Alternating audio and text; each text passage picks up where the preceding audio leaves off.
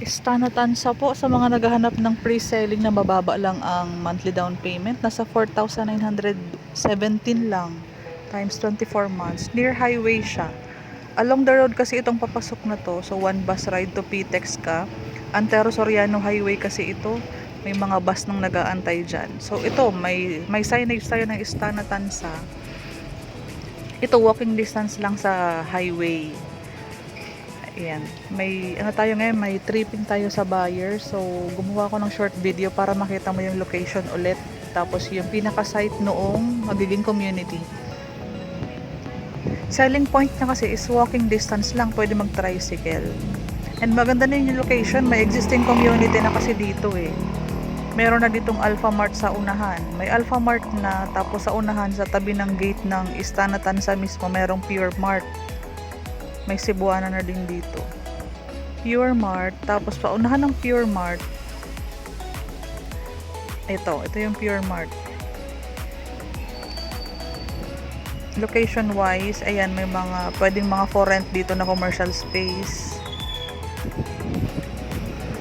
Pre-selling habang mura pa at malapit sa national road, sa highway kumbaga, kasi pinaka-tinatanong kasi dito is yung easy accessibility.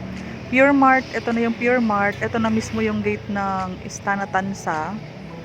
So wala pang model house, ongoing construction, pero open na kami for reservation para makapili ka ng mas malapit sa gate.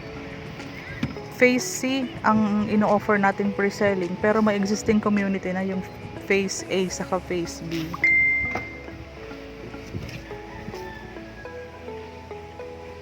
Ito yung Phase A or Phase 1. Ito yung location naman ng 3-story yung Istanatansa Villas. 3-story kasi ito. Dito yung community niya.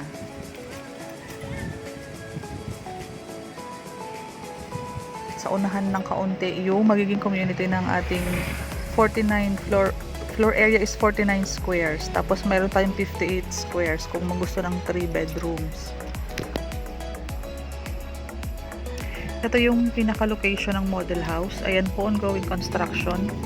Pag tripping po, pumupunta tayo sa pinaka-site para makita nyo yung pinaka-location na magiging community. For the computation po, paka-review po ito. Isasend ko din po ito sa inyo pag nag-message kayo sa akin para makapag-schedule tayo ng tripping, and yung reservation din po para sa mga requirements, ipapasa ko din po sa inyo.